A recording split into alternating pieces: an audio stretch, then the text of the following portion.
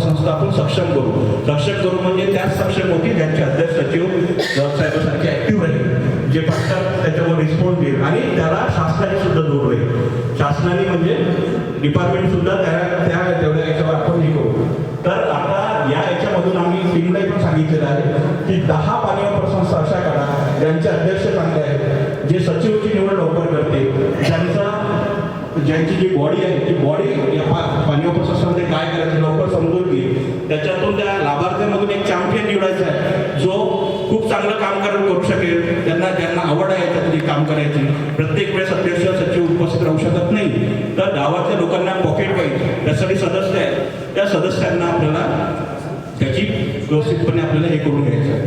तर आता या सर्व कामासाठी आपल्या सर्वांना ही जबाबदारी जी आहे याच्यामध्ये आपल्याला सर्वांना पार पाडायची आहे. ज्या अभ्यासक्रमासाठी आपण जो जाणार वागडला यातून आपण चांगल्या गोष्टी शिकून या.